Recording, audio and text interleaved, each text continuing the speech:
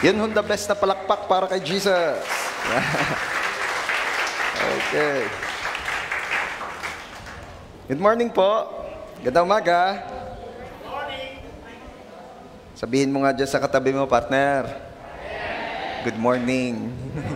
Baka kasi kanina pa po tayong magkakatabi, hindi pa po natin nababati ang katabi natin. Okay. Ayan. So, bago po ako magpatuloy, today po, biyaya ni Lord ay simula na po nung ating kids church or Sunday school. Gagawin muna po natin yan dito sa may office. At lahat po nung ating mga kids ages 4 to 8. Yan, 4 to 8 years old muna po. Pwede na po natin silang ihatid dun sa may office. Yan, at kakausapin ko, hindi, joke lang po.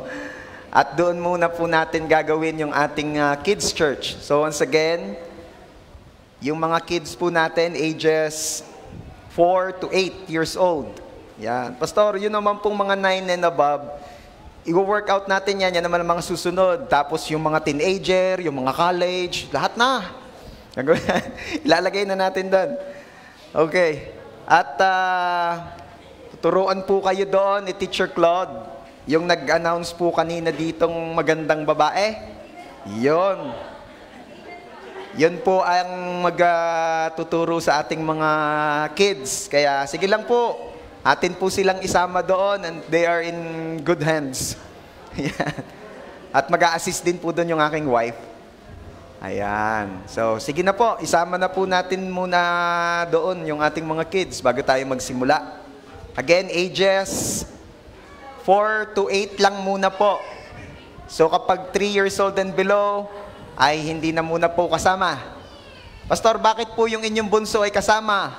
Ay 3 years old lang po si Elise. Nandun ho ang ina. Pipili po kayo kasama ng ina o kasama ng ama. Ayan. Wala ho na tayong magagawa pag isinama nyo ho sa tatay. Ayan. Tapos, wag nyo isasama si Johnny. Hindi.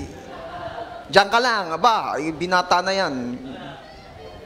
Si JC, hindi dyan. Okay.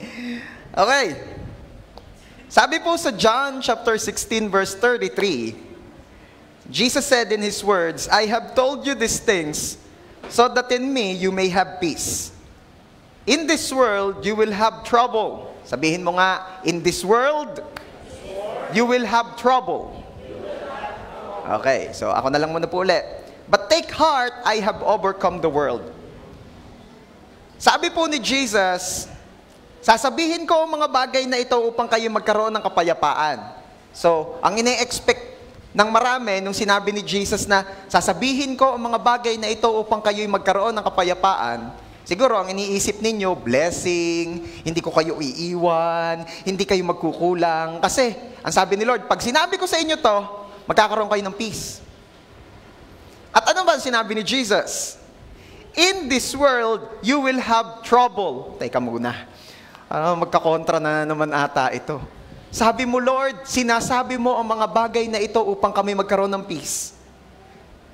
At ano ba yung sasabihin niyo, Lord, na magbibigay sa amin ng peace? And then, tinuloy ni Jesus ang sinasabi niya, in this world, you will have trouble.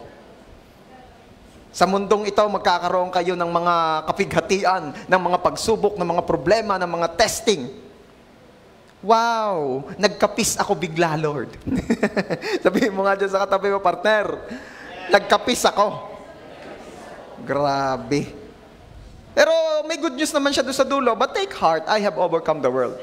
This is the reason, church, kung bakit kahit na kay Lord na tayo, minsan nakakaranas pa rin tayo ng pagsubok, ng problema, ng testing.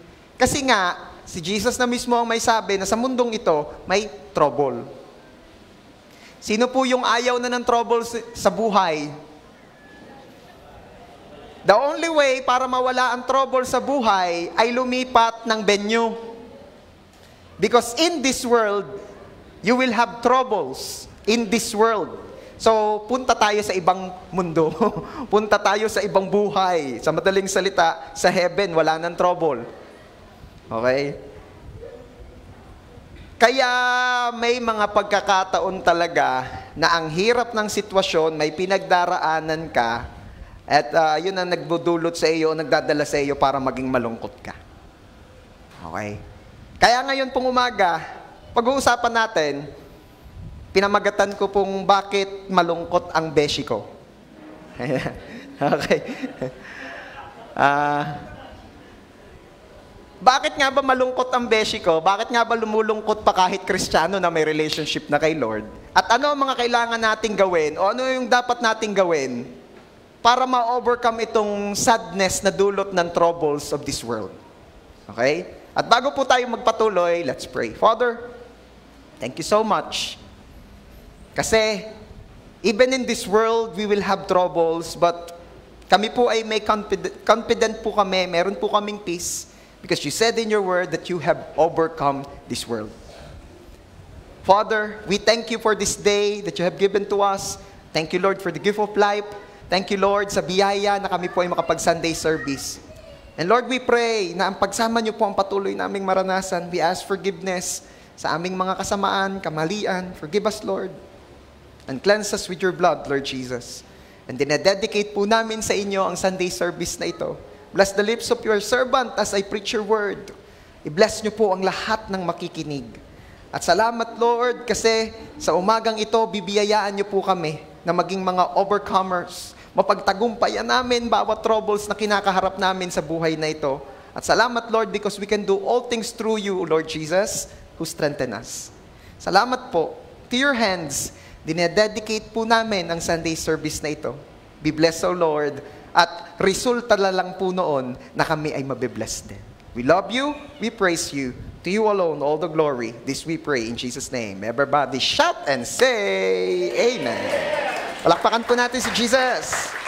Okay, praise God. Ako po ay masayang makita kayo ngayon. Sino po ang masaya na nakasama mo ngayon yung katabi mo o yung katapat mo o yung nasa likod mo? Okay? Ako po ay napakasaya na makita kayo. And I'm so happy to see you again, Michelle. And welcome, Mark. Mark nga, no? Ayan.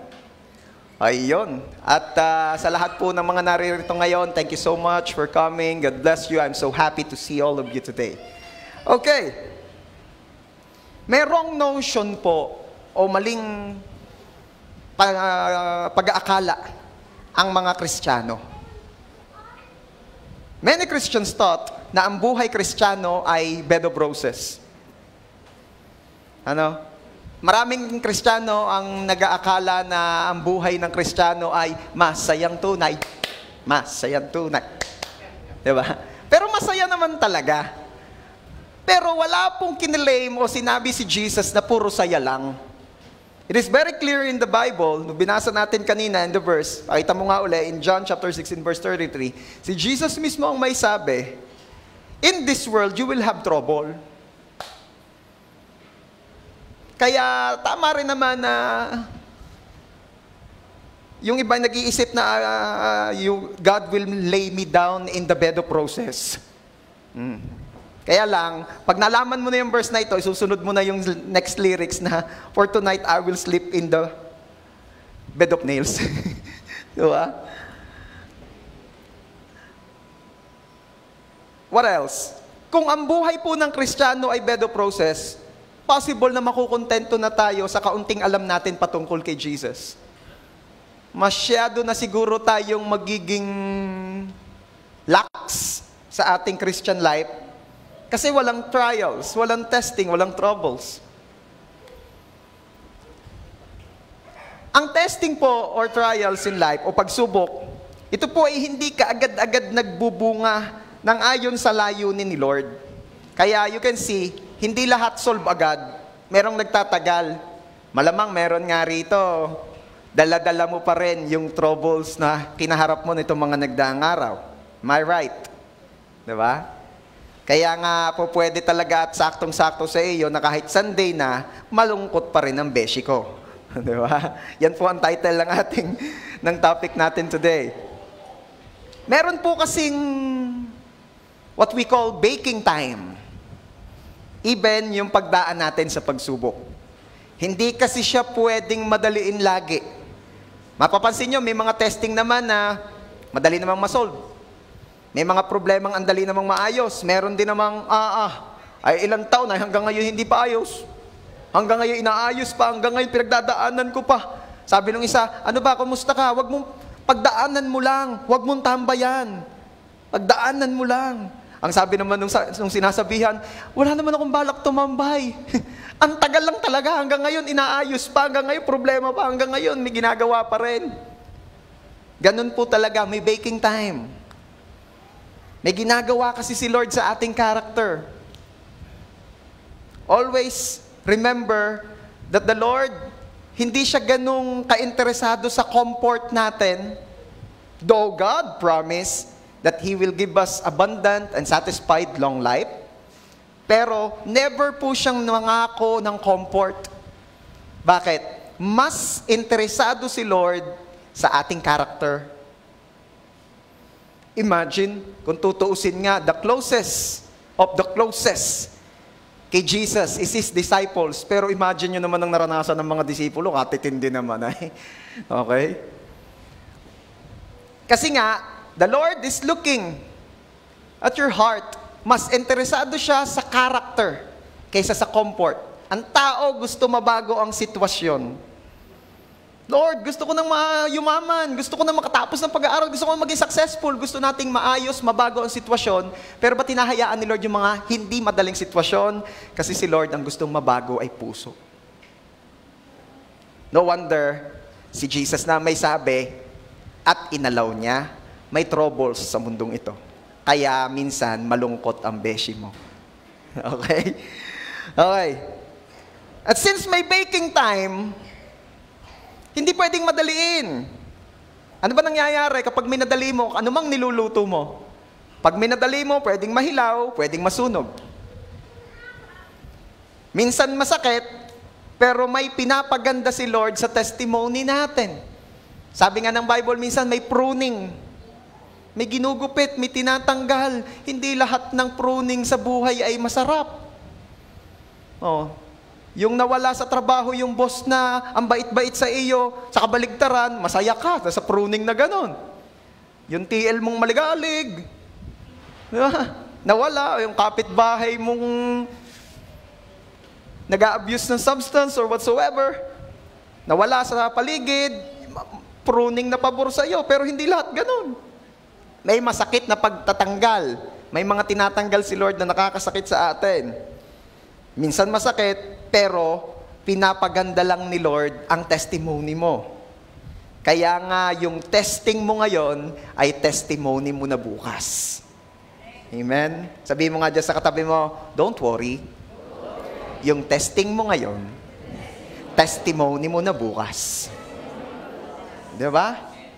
At maniwala ka, pag napagtagumpayan mo yan, syempre sa tulong pa rin ni Lord, meron kang mga makakausap, mai-encounter na pinagdaanan mo ngayon at napagtagumpayan mo na syempre, kaya magiging life coach ka na niya. Amen?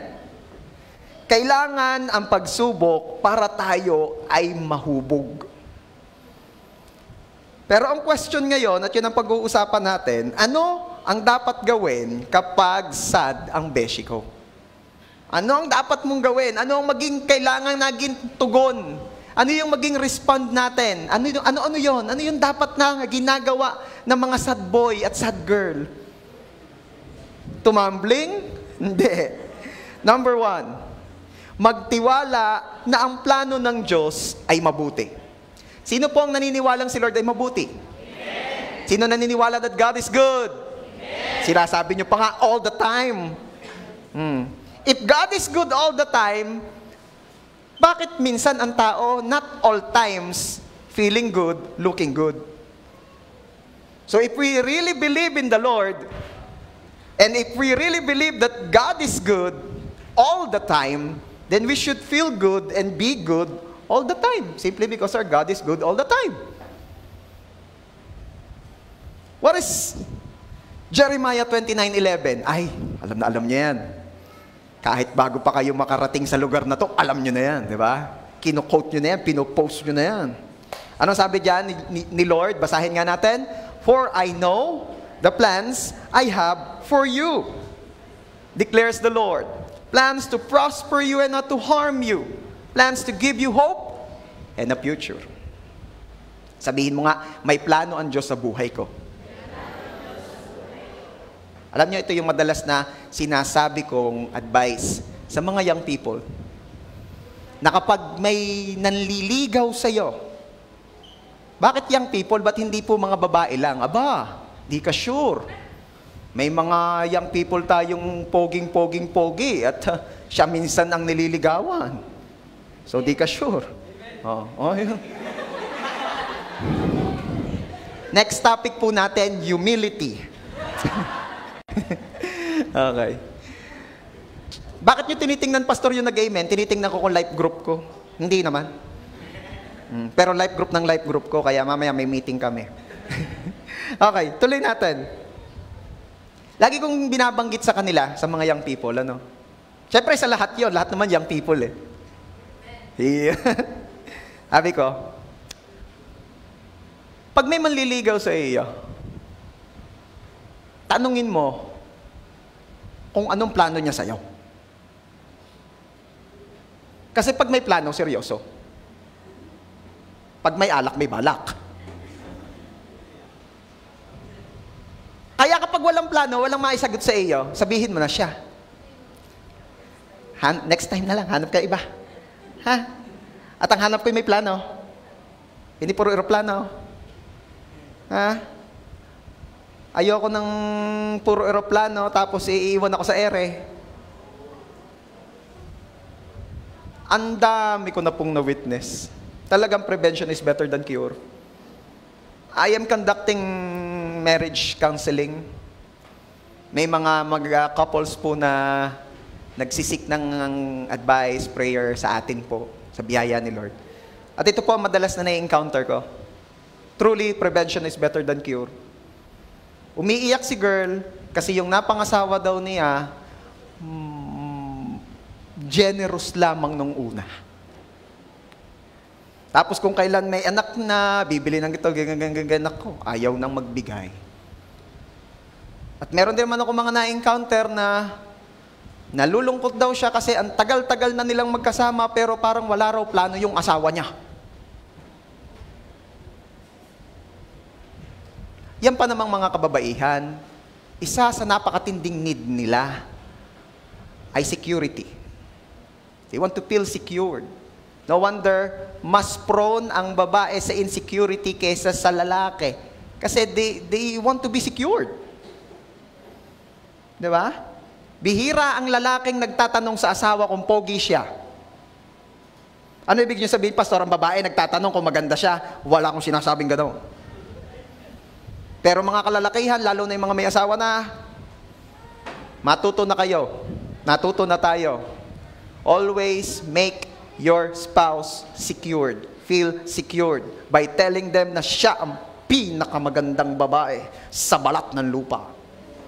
At kung pahihintulutan pa ni Lord na meron pang pwedeng tirahan ng taong ibang planeta, pati sa balat ng planetang yon, siya pa rin ang pinakamaganda. Pastor, hindi ka naman nambobola yon. Nambobola pa? 5 na ang anak? May apo na, bola pa. Hindi na kailangan mambola sa ganyan. Need ng mga babae yun. Okay? Pastor, ang amin naman pong asawang lalaki, hindi na po namin sasabihan ng pogi dahil di naman need.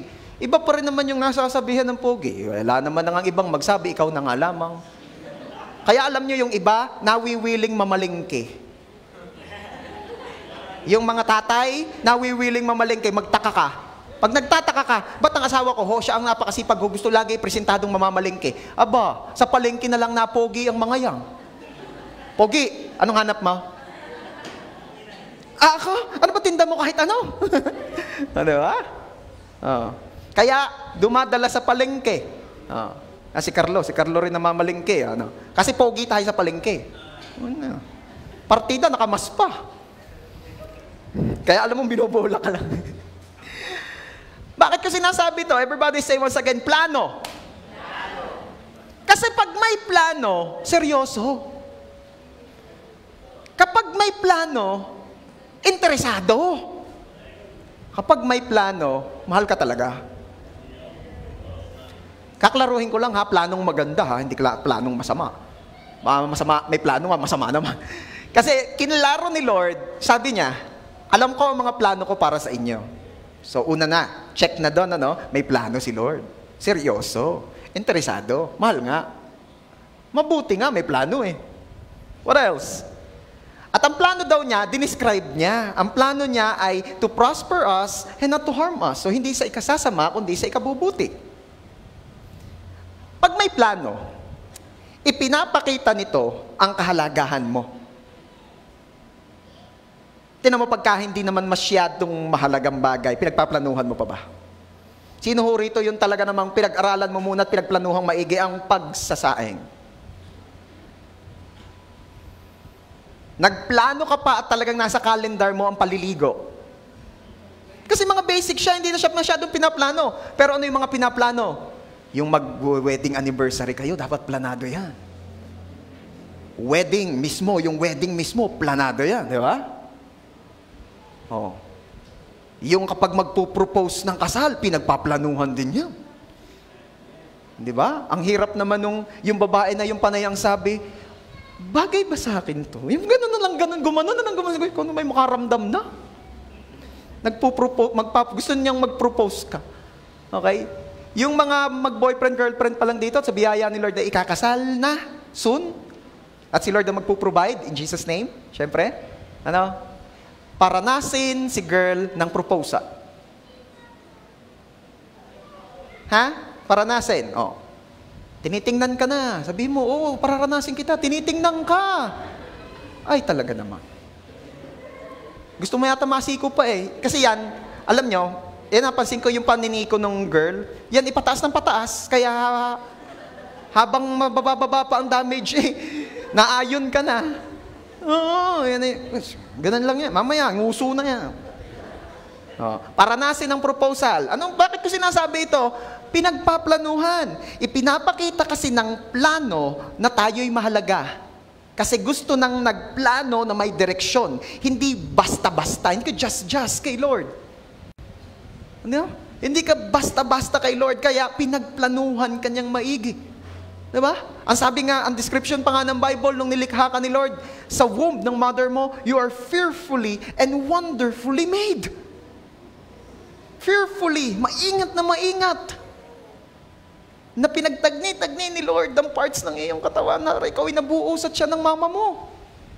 Yung iba nag-translate noon, fearfully and wonderfully, ano daw yun? Nakakatakot at nakakapangilabot. Mali ang translation. Di ba? You are fearfully and wonderfully made. Nung tinranslate sa Tagalog, nakakatakot at nakakapangilabot ang pagkalikha sa iyo. Teka mo na. English na lang daw. English na lang. God is the architect of our lives. At pag nalaman mo yon, na ang Diyos na mabuti, at ang kabutihan niya, ang patunay na ang plano niya sa iyo ay mabuti, at yes, may plano siya sa iyo, this will give you peace. Na siya ay may plano. At ang plan ni Lord ay talaga namang sure. Talking about plans, di ba? Sino rito yung may mga insurance, investment plans, etc.? Di ba? Educational plan. Nabalitaan nyo nangyari doon sa isang sikat na educational plan. Di ba?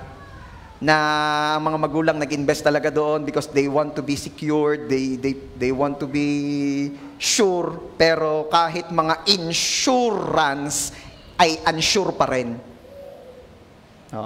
Hindi ako naninira ha, may mga tayo rito eh. Di ba?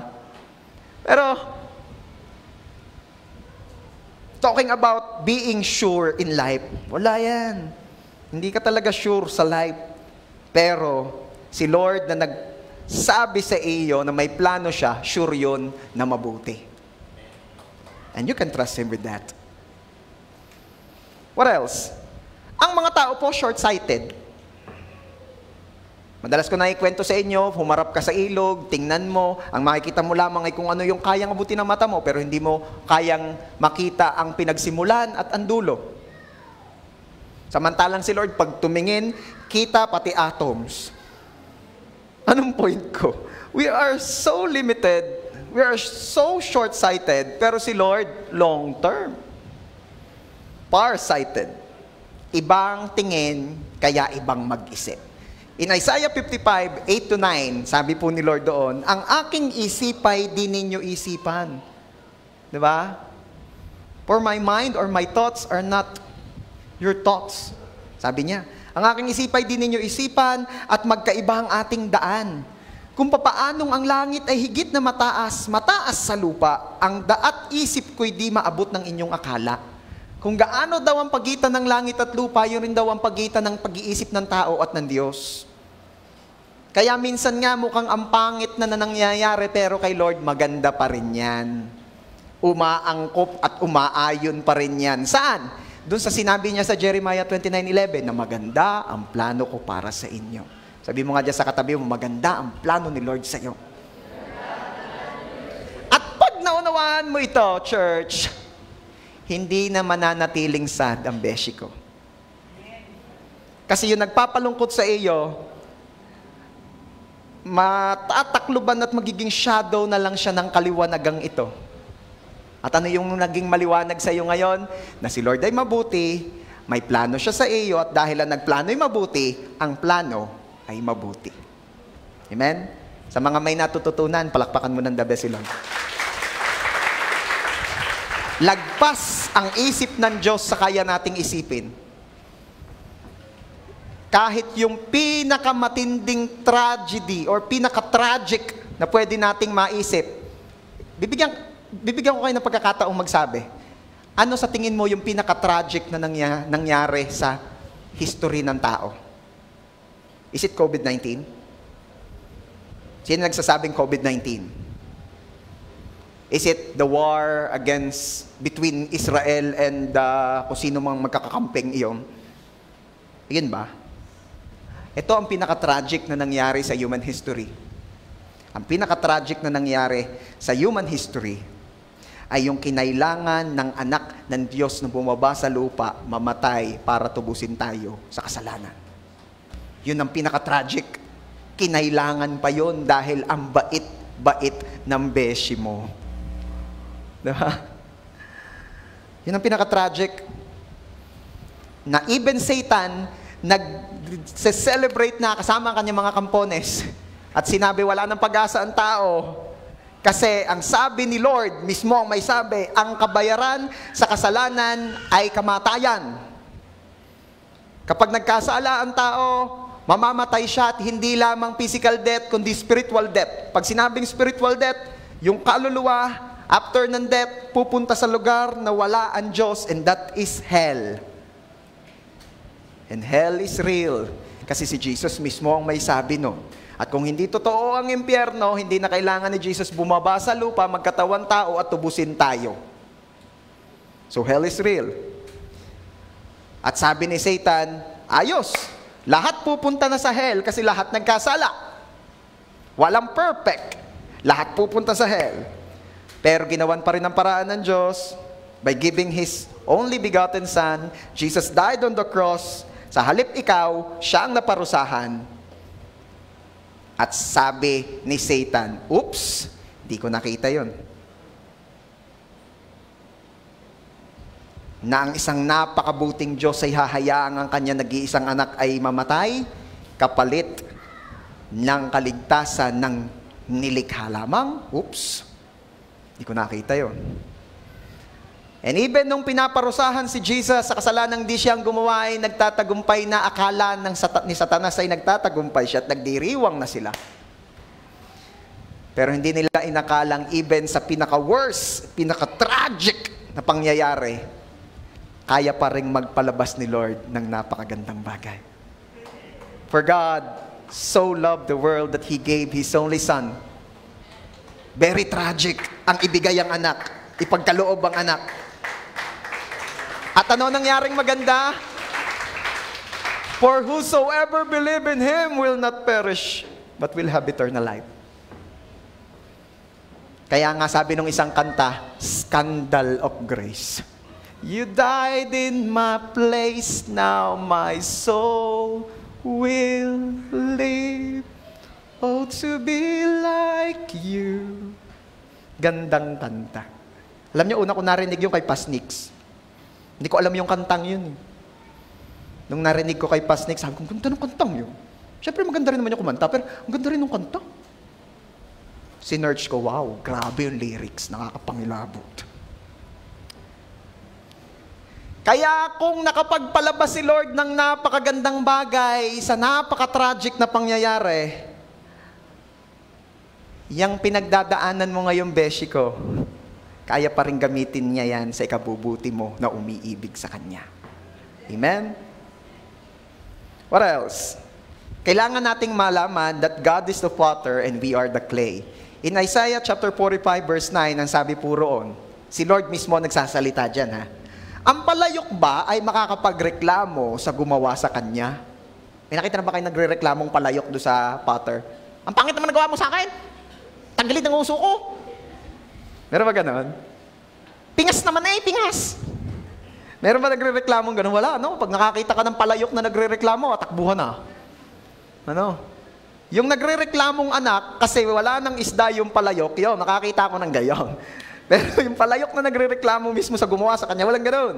Tuloy natin sinasabi ni Lord, maiitanong ba ng luwad sa magpapalayok kung ano ang ginagawa nito? Masasabi ba ng palayok na hindi sanay ang gumawa sa kanya? Ano ba ang lesson na sinasabi ni Lord diyan sa atin? You cannot question God. You cannot question the Lord. Even if sa paningin natin parang ang pangit na, Lord, alam mo bang ginagawa mo? Sino nakapagtanong na ng gano'n sa Diyos? Bukod kay pastor. I admit, may mga times na ako'y nakapagtanong sa kanya before. Long time ago naman na yon. At ito ang sinasagot niya sa akin. Trust me, for I am good, and my plans for you is good. Sino nakakakilala kay Joseph the Dreamer? Hindi si Brother Joseph na may maganda at mastig na motor. Joseph the Dreamer. Okay? We all know him. Magaganda naman ang dreams niya eh. Actually, yung mga dreams niya yun, nangyari naman talaga at para sa kanya yon. Ang mga dreams niya kasi, ang ibilang sabihin, siya ay magli-lead, siya ay magro-rule. Ang gaganda ng dreams niya. Yet, napakaraming series of tests bago nangyari ang mga yon. Inaway siya ng mga kapatid niya kasi kinainggitan siya, ipinagbili siya sa mga slave traders, naging alipin siya ni Potiphar, nagiging okay na ang lahat, kaya lang na-inlove sa kanya, yung asawa ni Potiphar, binaligtad ang sitwasyon, nakakulong, tapos nagiging okay na rin siya sa kulungan, may nangako sa kanya, tutulungan kita mailabas diyan, kaya lang nagkalimutan. Sino mga napangakuan nakalimutan na? Oo nga ho linggo na ho sabi Biyernes ibabalik. Siya. At anong nangyari? Sa bandang dulo naman gumanda rin. Sabi mo nga sa katabi mo, sa bandang dulo gumanda rin. Anong sa bandang dulo may maganda din? Ano? Mga to. Sa bandang dulo may maganda din. Maayos kayo Friend ni, invite ni... Okay. In the end, gumanda rin naman. In Genesis 50:20, ang sabi po doon ni Joseph, the dreamer, masama nga ang ginawa ninyo sa akin, talking about his brothers, dahil binenta nga siya sa slave traders. Masama nga ang ginawa ninyo sa akin, subalit ipinahintulot iyon ng Diyos para sa kabutihan at dahil do'y naligtas ang marami. You know the story. Kung hindi nagkaganon-ganon ang buhay ni Joseph, malamang pati Egypt wipe out na dahil sa taggutom. Pero nailigtas ang Egypt, nearby countries, kasama na po ang buong pamilya ni Joseph the Dreamer nang dahil sa nangyari sa kanya. Kaya, this is also one of God's messages sa atin. Church, masama man ang nangyayari ngayon sa paningin mo, subalit ay pinahintulot iyon ng Diyos para sa kabutihan at dahil do'y naligtas ka, ang pamilya mo, at ang mga taong nakapaligid sa iyo.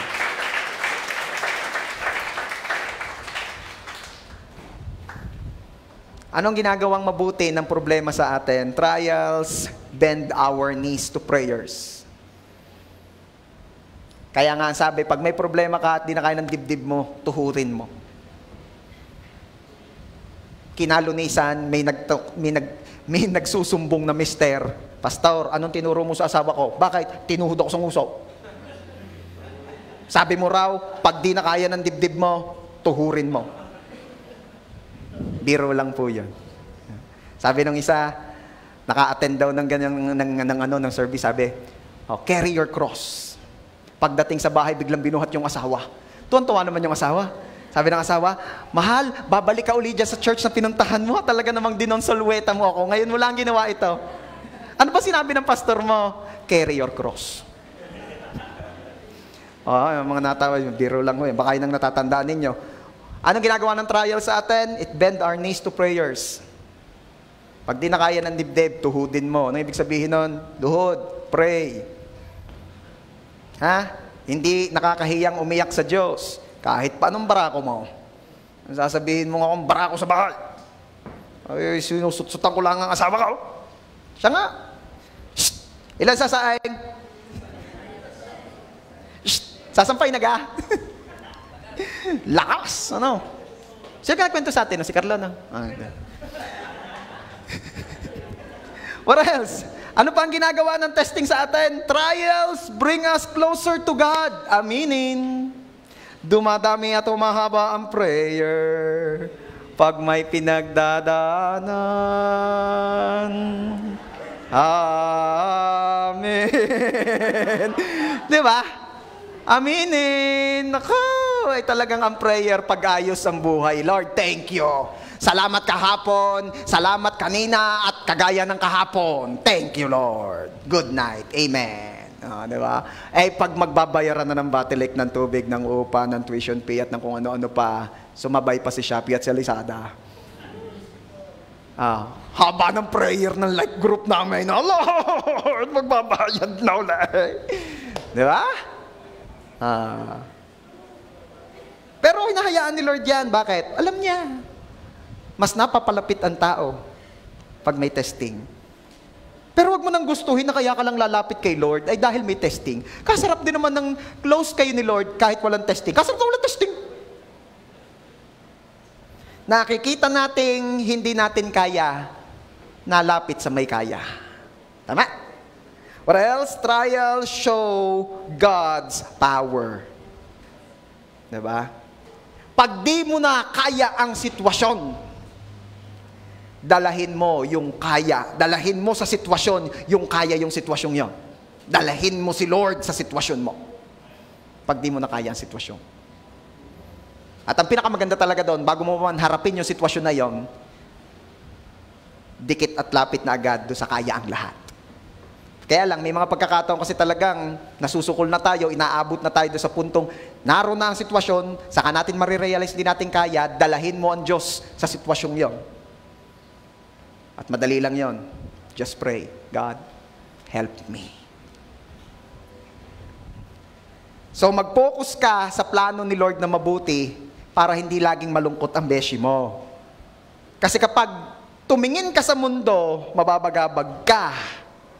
Kapag tumingin ka sa sarili mo, mananamlay ka at manghihina ka. Sasabihin mo, limited ka, hindi mo kaya. Pag tumingin ka sa salamin, magugulat ka. Kapag tumingin ka kay Lord, mapapahinga ka. Amen? So, this is the power of focus. So, once again, ano ang dapat gawin kapag sad ang beshi mo? Magtiwala na ang plano ng Diyos ay mabuti. Number 2, may natututunan po kayo? Ang mga may natututunan, pumapalakpak ng the best kay Jesus yan. Number 2, anong kailangan pang gawin? Worship and thank God. Maganda kapag ka may pinagdaraanan ka, nalulungkot ka, na-disappoint ka, or you feel na ikaw ay bigo or whatsoever, worship and thank God. Sabi po ng Bible in 1 Thessalonians 5:18, give thanks in all circumstances, for this is God's will for you in Christ Jesus. Ito ang maganda talaga dapat na ginagawa natin sa biyaya ng Lord. Na in all circumstances, we should give thanks to the Lord. Too good to be true. Pero ito ang kailangan nating gawin. Ba't ko nasabing too good to be true? Kasi nga, sino ba naman dito nagsa-thank you kay Lord na nalugi siya? Lord, thank you, nalugi kami. Thank you, Lord, bankrupt na kami. Thank you, Lord, may sakit ang anak ko. Siyempre, hindi naman ganun. Ang ibig sabihin lamang po ni Paul diyan, when he is encouraging the church of Thessalonica, ay Sa lahat ng pagkakataon, sa halip na malungkot ka, magmukmuk ka, maglungkuyin ka at mag-sad boy o sad girl ka, magpasalamat ka na lang kay Lord. Na kahit nagkasakit si anak, thank you Lord kasi ang provision mo'y nariyan, thank you Lord kasi saglit lang yan, gagaling na yan dahil by your stripes, my daughter or my son is completely healed.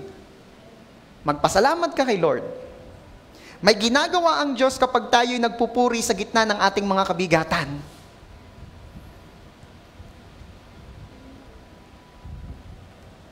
Sabi po sa Acts chapter 16, ito po ay nung time na si Paul and si Silas po ay nagpunta sa isang lugar para i-share si Jesus. In that place, very rampant po ang idolatry. Ang mga tao po in that place ay sumasamba sa mga ribultong Diyos-Diyosang ginawa ng mga tao roon. At yun din po ang pinaka magaling na negosyo sa lugar na yun that time. May mga gumagawa ng mga idols. Binebenta nila doon sa mga idolaters.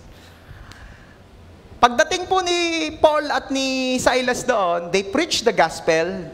Di syempre, pag ipinreach ang gospel, pag napag-usapan si Jesus, papag-usapan din yung sa Ten Commandments that you should not have any other gods before me, beside me. Ano? Di nung nag-share silang ganun, nakarating po yun doon sa mga manggagawa ng mga Diyos-Diyosan at sila'y nagkaisa at sinabi nila sa mga pulis, mga Roman soldiers that time, kasi under ng Rome yung lugar na yon. If I'm not mistaken, it's in the Church of Corinth. Sabi ng mga tao, mga bossing, may 2 Hudyo dito, nanggugulo, kaya pati yung negosyo namin naaapektuhan. Kaya ano po nangyari? Sila po ay inaresto. At dahil galit nga yung mga tao sa kanila, sila'y sinaktan. And in verse 22, ang sabi po roon, nakisali ang mga tao sa pananakit sa kanila kay Paul at kay Silas. At pinahubaran sila ng mga pinuno at ipinahagupit. Nilatigo. Verse 23, pagkatapos sampasin ng paulit-ulit, sila'y pinabilanggo at pinabantayang mabuti. Grabe. Verse 24, ipinasok sila ng bantay sa kaloob-looban ng bilangguan at inilagay ang kanilang mga paa sa pagitan ng 2 mabibigat na kahoy, nakakulong na, nakakadena pa, may nakalagay pa sa paa. Grabe. At sabi po dyan, ikinulong daw po sila sa pinakaloob ng kulungan, the inner cell. Di kayo sa mga movies na napapanood natin, pagka nasa inner cell, yun yung mga matitinding kriminal. At alam niyo po ba, ang kulungan that time, nasa ilalim ng city. Kung saan po nadaan ang lahat ng ways, doon po ang kulungan.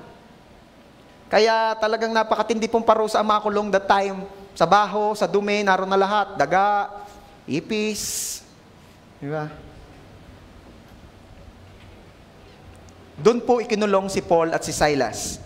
And in verse 25, ang sabi po, nang maghahating gabi na, sina Pablo at Silas ay nananalangin at umaawit ng mga himno sa Diyos. At nakikinig naman ang ibang mga bilanggo. Sa iba-iba, hindi naman sila, wala man silang kasalanan, napagbintangan lamang sila, ipinahamak lang sila, tapos ikinulong pa sila. Sa iba-iba ng mga time na yon, malulungkot na.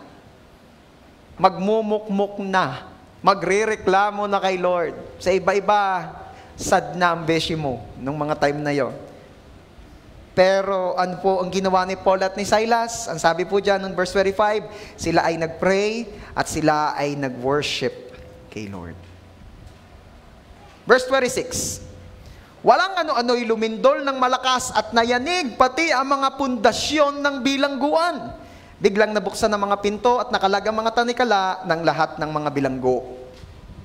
At ang mga sumunod pong pangyayari sa storyng iyan, natakot yung bantay, magsusuicide na sana, pero pinigilan po sila ni Paul at sabi, huwag kang magpapakamatay, wala namang nalabas, nandito kaming lahat. At sabi nung bantay, ano po ang kailangan kong gawin para po ako ay maligtas? At isinare ni Paul sa kanila, tanggapin mo ang Panginoong Hesukristo, ikaw at ang buong pamilya mo ay maliligtas. Doon galing yung promise na yon. Na ang isa ay makakilala sa pamilya, ang buong pamilya ay maliligtas. Okay? Bakit ko ito sinasabi sa inyo? Naniniwala po akong walang ganong grabing pangyayari o pagkilos ni Lord kung nagmukmuk lamang si Paul at si Silas. Pero anong ginawa nila? They prayed, they thanked God, they worshiped the Lord. At ano daw nangyari? Lumindol ng malakas at nayanig pati ang pundasyon ng mga bilangguan. Natatawa ako pag naaalala ko yung lindol. Friday morning po kasi yung anak kong si Queen ay sipag na sipag pumasok in Jesus' name. Ibig sabihin, declaration yun. Sa kabaligtaran, tinatamad siya. Ayaw niyang bumangon. Kung bakit naman nga pag umaga ang lakas ng gravity, Sino nakapansin na mas malakas ang gravity pag umaga?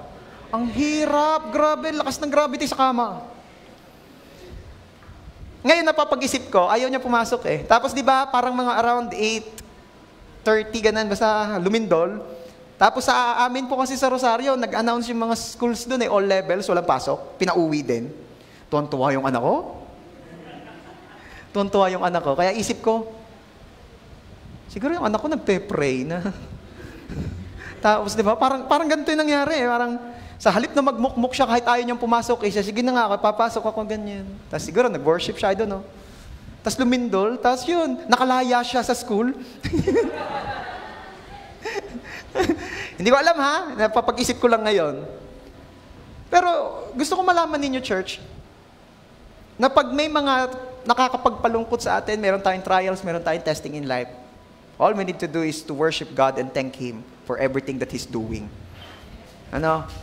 At may gagawin ng Diyos. Ano nangyari nga uli doon sa verse 26? Walang ano-ano'y lumindol ng malakas at nayanig, pati ang mga pundasyon ng bilangguan. Everybody say, pundasyon ng bilangguan. When we say pundasyon ng bilangguan, ito po yung mga parts na nagpapatibay sa kulungan. And what is the problem of Paul and Silas that time? The kulungan itself. At ano ang ginawa ni Lord? When Paul and Silas thanked Him, prayed to Him, and worshiped Him, ano ang ginawa ni Lord? Niyanig ang pundasyon. Niyanig ang nagpapatibay sa problema. Ano ang nagpapatibay sa problema mo ngayon? Bakit nagiging hopeless ka? Bakit sad ang beshi ko? Kasi ang hirap ng pinagdaraanan ko, walang lulusutan, hindi ko kayang gawa ng paraan, antibay ng pundasyon. Church, as you pray today, as you worship, habang sa halip na gawan mo ng paraan yung sitwasyon mo ngayon, naririto ka at inuna mong pasalamatan at sambahin si Lord, I believe that as we worship, as we pray together, the Lord is shaking the foundation of your problems. May ginagawa si Lord sa oras na ito. Niyayanig niya ang pundasyon ng problema mo. At mamaya pa, mabubuksan na ang mga pintuan at makakalaya ka na. Kung magmumukmuk ka, mariresolba ba? Di rin. Baka lumala pa. Suntok po sa kaaway ang pagpe-praise and worship sa gitna ng problema. Si Satanas ay natutuwang nagmumukmuk at namumroblema ka, pero kapag nakita niyang ikaw sa halip na magmukmuk at mamroblema, sa gitna ng problema ay nagwo-worship at nagpapasalamat kay Lord, batok ang inaabot niya. Huwag magmukmuk na lang sa tabi. Huwag piliing umabsent sa gawain ng Diyos or sa Sunday service. Because true worshipers, they are worshiping God in all season. The true worshipers worship the Lord in all season. The true worshipers worship the Lord in spite of, amidst of. Diba? At sabi nga nung isang kanta, all of my life, in every season, you are still God. I have a reason to sing. I have a reason to worship. Ano man daw ang kanyang sitwasyon, hindi nun kayang baguhin ang katotohanan na ang Diyos ay Diyos. At dahil hindi naman nabago ng sitwasyon niya ang katotohanan na ang Diyos ay karapat dapat pa rin sambahin, ang Diyos ay karapat dapat pa rin pasalamatan.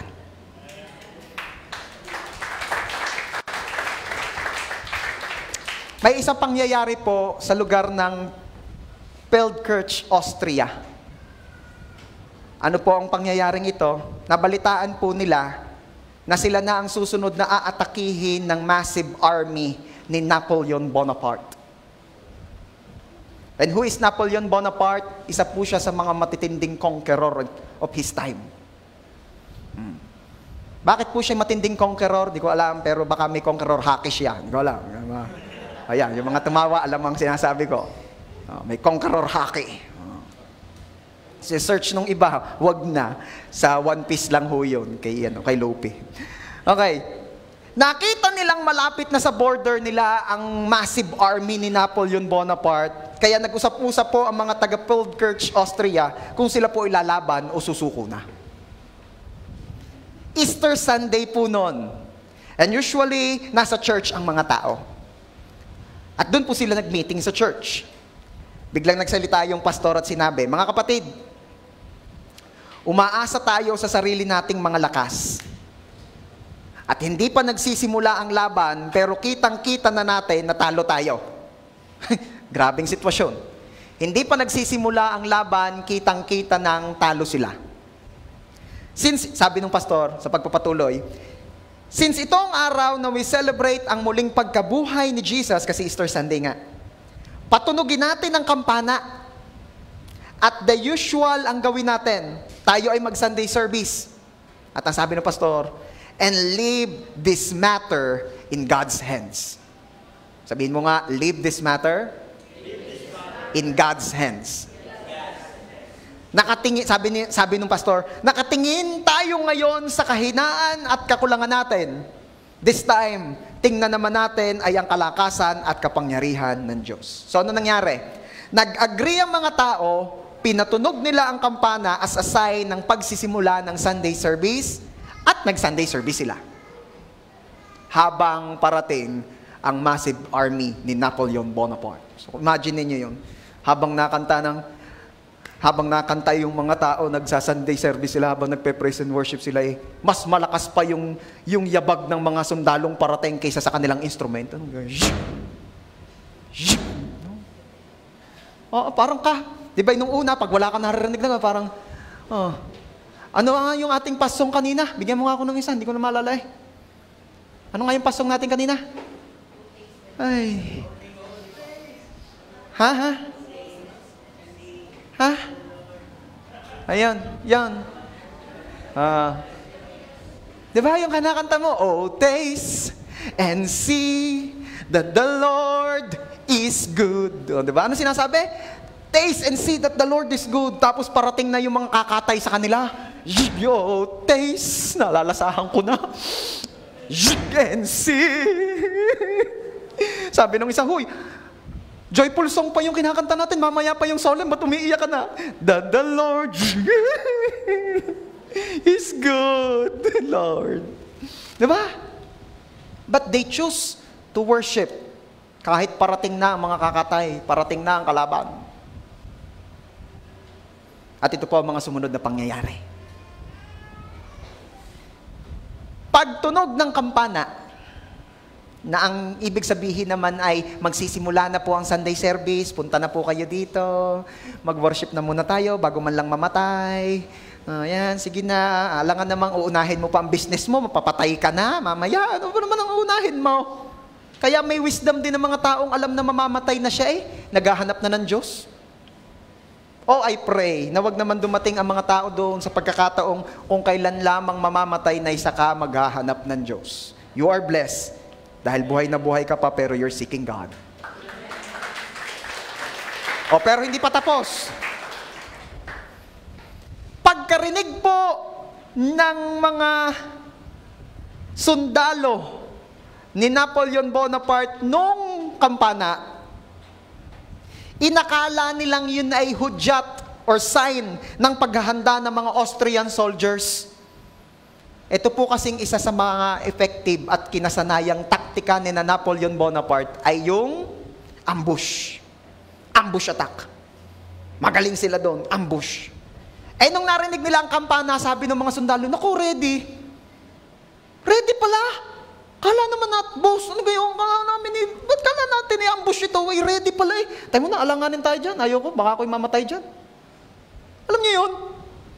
Yung kampana na ang ibig sabihin lang ay magsasimula na ang Sunday service, inakala ng mga sundalo ni Napoleon Bonaparte na yun ay sign na parating na ang mga kalaban, mag-ready na kayo, handa tayong mamatay.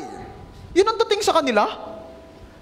Kaya alam niyo po, bago matapos ang Sunday service, nag-decide na ang army ni Napoleon na umuwi na dahil akala nila handa ang mga Austrian sa laban at ayaw nilang malagasan sila. Alam nyo, naniniwala ako na meron dito bago ka dumating ng church, buling-buli ka ng mga problema. Buling-buli ka ng testing sa buhay. Buling-buli ka ng mga isipin. At talagang sad ang beshi mo.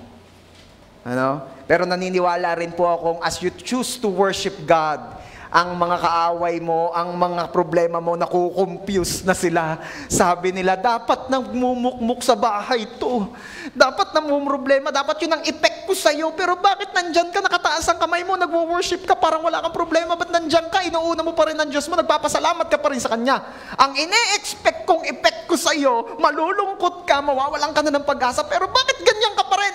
I retreat, ayoko na sa'yo. Iiwan na kita, hahanap ako ng mahina ang dibdib, hahanap ako ng hindi nagwo-worship kay Lord, hahanap ako ng kayang-kaya ko. Bye-bye, ayoko na sa'yo. Break na tayo, sabi ng problema mo. At sinong may gustong ganun na mangyari? Simplihan lang natin, church. Worship God, thank Him in all circumstances, at the Lord will fight for you. All you need to do is be still. Because the battle is not yours anymore. The battle is God's. Amen? Palapakan nga natin si Lord. Woo! Thank you, Lord. Last na po, ano ang dapat gawin ng beshi mo pag sad? Don't give up.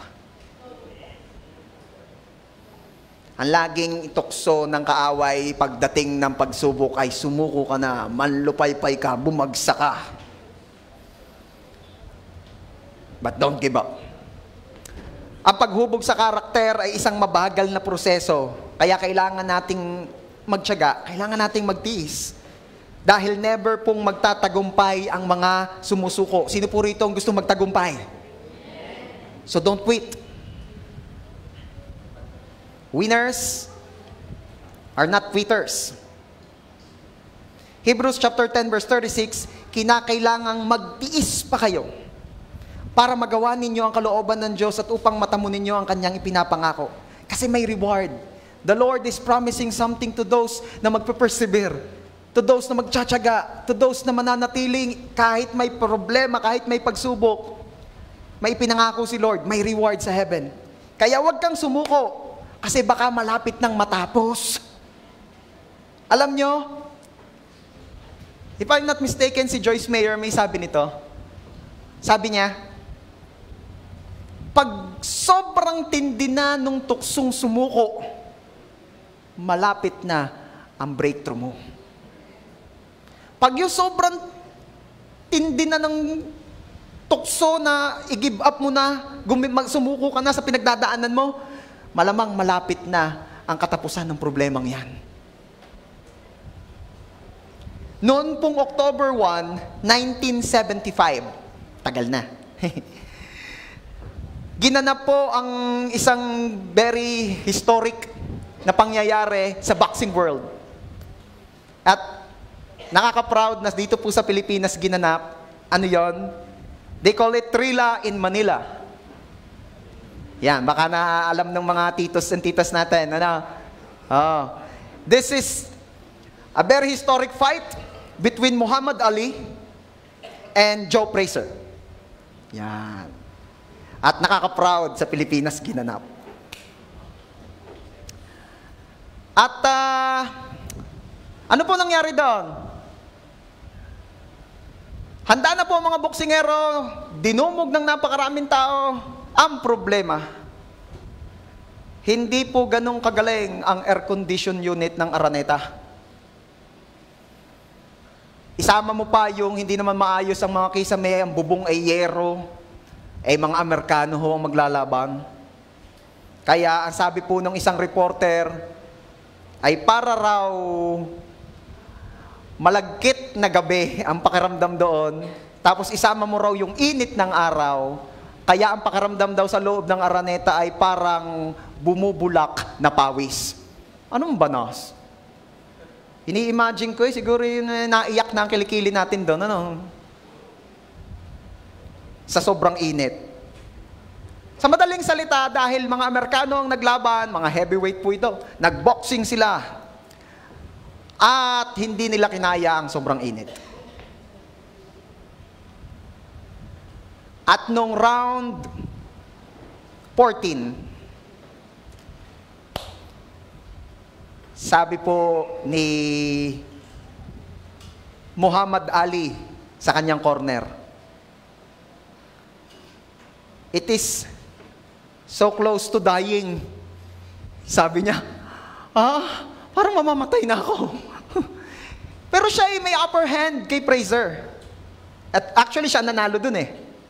May upper hand po siya kay Frazer, pero bakit ang pakiramdam ni Ali parang mamamatay na siya? Pikit na po ang isang mata ni Frazer that time. Kasi sobrang init. Hingal na si Muhammad Ali. Sabi niya, hindi ako mamamatay kay Frazer, mamamatay ako sa banas. Ano bang init dito? Kaya sabi niya,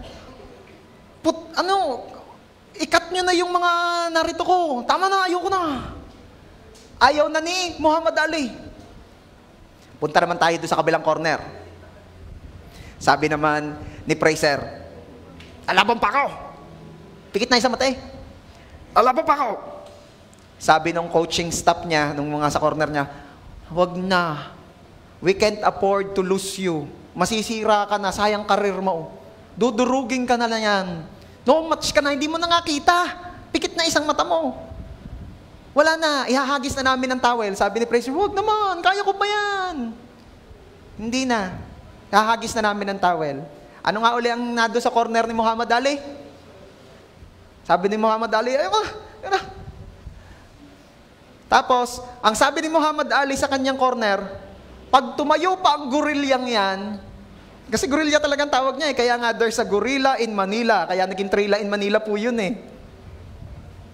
Sabi niya, pag tumayo pa ang gorilyang yan, ihagis nyo na ang towel, ayaw ko na. Ang sabi ni Muhammad Ali, pag tumayo pa ang gorilyang yan, ihagis nyo na ang towel. Sabi naman ng corner ni Frazer, "Huwag ka nang tumayo. Isusuko na tayo, hahagis na namin ng towel." Nagring ang bell. Ting! Inihagis na ng corner ni Frazer ang towel nila. Nakahinga na si Muhammad Ali. Ay, buti hindi na tumayaw. Tumayo siya. I am the winner. Ano lesson? Wag magboxing sa Pilipinas, mabanas. Hindi po. Ang lesson po ay ito. Baka isang tayo mo na lang suko na ang problema mo.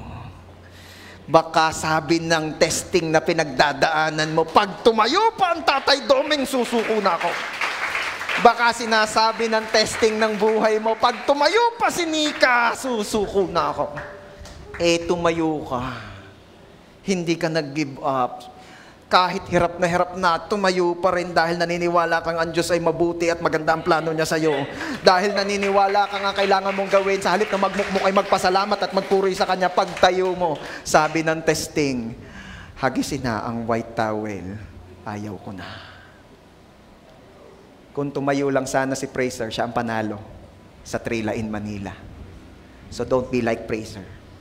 Stand up and don't give up. Palakpakan natin si Jesus.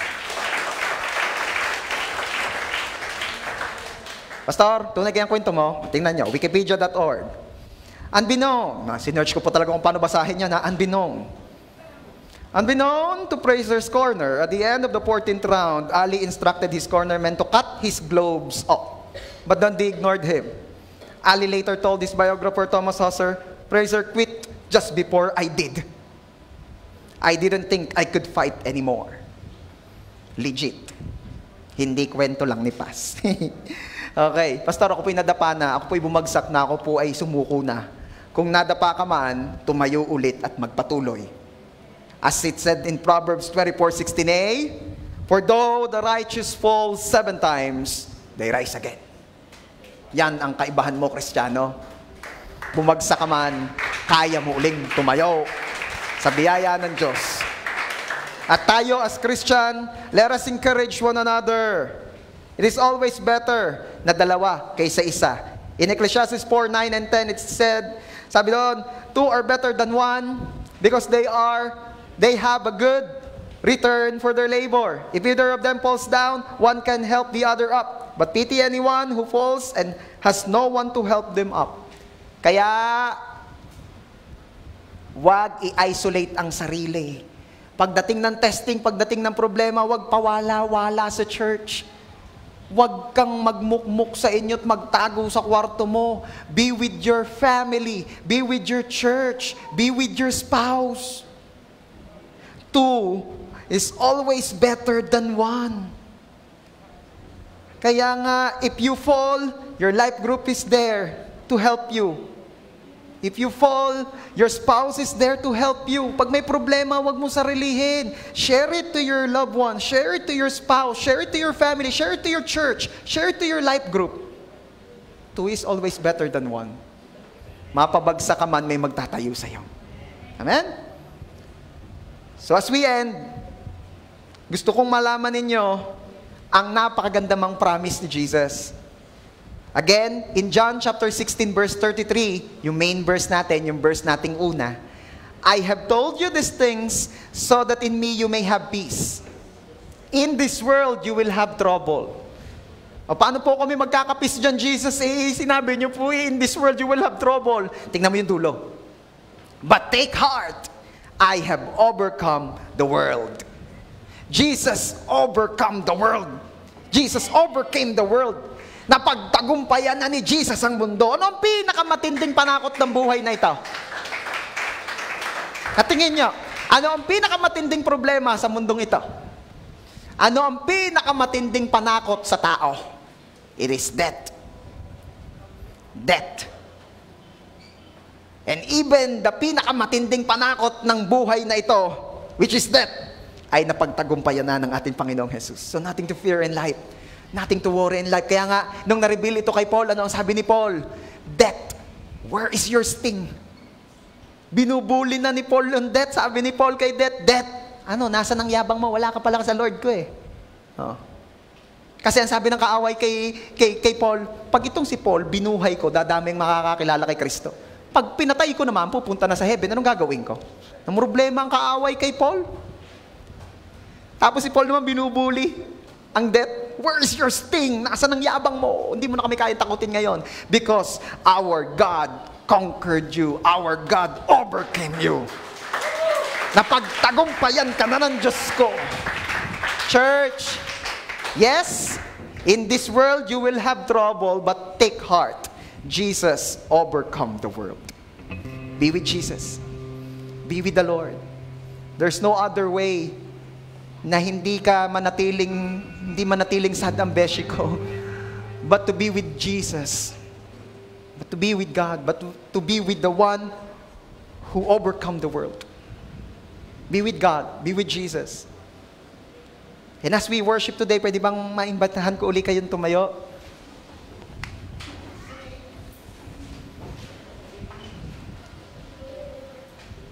Pastor, I want to be with Jesus. But how can I be with Jesus? Build your life to Jesus. Build your life to Jesus.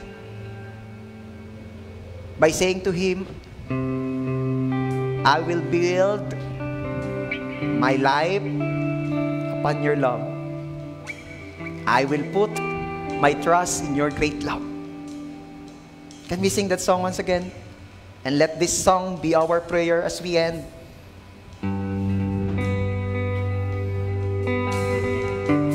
Oh Lord, this is our prayer. This is the prayer of your people. I will build my life upon your love. It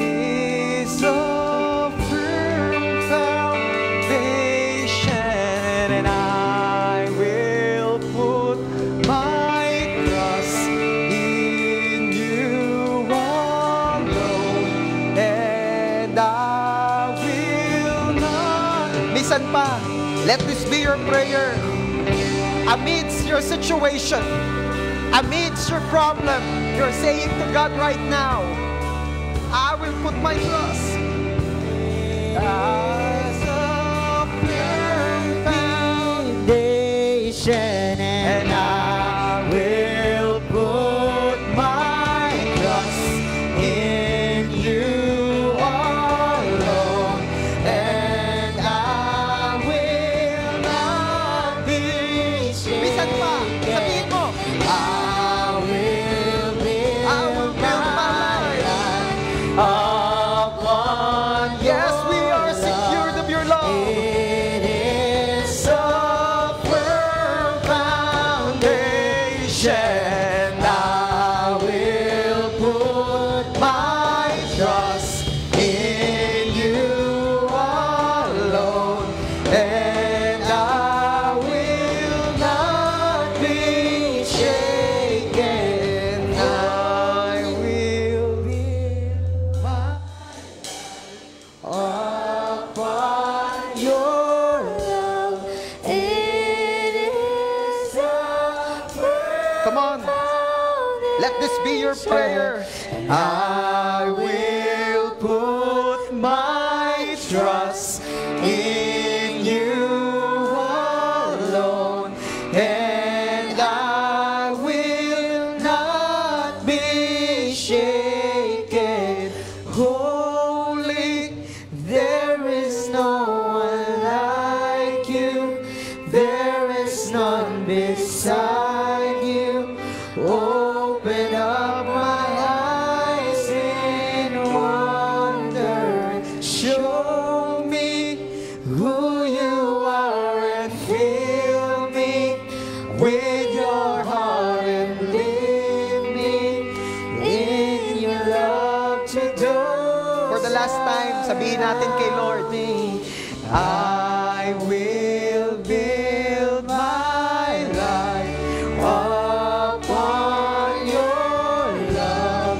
It is a firm foundation, and I will put my trust in you alone, and I will not be shaken.